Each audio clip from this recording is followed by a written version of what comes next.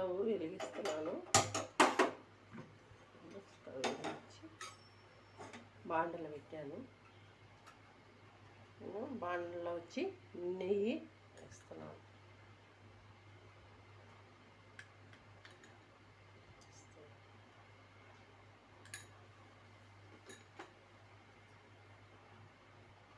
ఈరోజు నేను కొత్త రెసిపీ ఒకటి చేస్తున్నాను.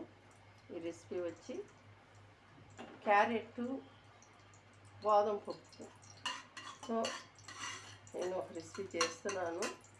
ఆయిల్ వేడెక్కే కాడికి మాట్లాడుతున్నాను నేను. ఇదో ఈ మధ్యలో బాదం పప్పు పేస్ట్ చేసుకోవాలా. బాదం పప్పు వాటర్లో వేసి ఈరోజు నేను క్యారెట్ హల్వా చేస్తున్నాను. స్పెషల్గా చేస్తున్నాను. క్యారెట్ హల్వాలో 1/4 కేజీ క్యారెట్ తీసుకొని కడిగి సన్న సన్న పీసులుగా నేను తురుముకున్నాను. నెయ్యి కరిగిపోయింది. ఇంకా నేను జీడిపప్పు వేస్తున్నాను. జీడిపప్పు బాగా నెయ్యిలో వేపుకొని కలర్ వచ్చే వరకు వేపుకోవాలి. మంచి కలర్ వస్తే అప్పుడు బాగుంటుంది. జీడిపప్పు వేయించుకుంటే బాగుంటుంది. అందువల్ల జీడిపప్పు నేను నెయ్యిలో వేపుకుంటున్నాను. జీడిపప్పు, ఎండు ద్రాక్ష,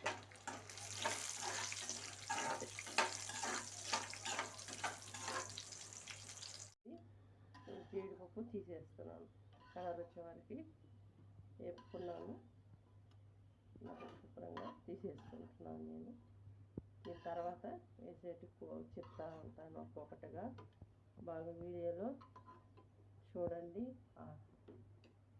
ఎలాగ చేస్తున్నాను అనేది చూడండి. క్యారెట్ తురుము వేస్తున్నాను.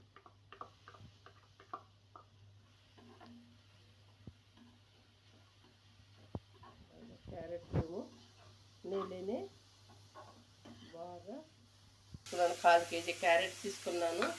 అన్ని కొలతలతోనే తీసుకున్నాను నేను. 1/4 కేజీ క్యారెట్ తీసుకొని శుభ్రంగా కడిగి సన్నగా తురుముకున్నాను. చూడండి మీరు ఎలా తురుమున్నాను. ఇలాగ చేసుకోవాలా. ఒక 2 నిమిషాలు నేను మూత పెడుతున్నాను. ఇలాగనే కుక్ అవ్వాలి. సన్న మంటలైనా చేయాలి. 1/4 కేజీ క్యారెట్కి 100 గ్రాముల చక్కెర వేస్తున్నాను. 100 గ్రాముల చక్కెర వేస్తున్నాను 1/4 కేజీ క్యారెట్కి. ఇలాగా మన ఇష్టము. నెయ్యితో కాకుండా ఆయిల్ కూడా వేసుకోవచ్చు. మనం ఆయిల్ కూడా కొంచెం మనకు కావాలంటే వేసుకోవచ్చు. మనకు అదే చాలంటే అలాగే కూడా చేసుకోవచ్చు. ఇలాగ సన్న మంటలో కుక్ అవ్వాలి.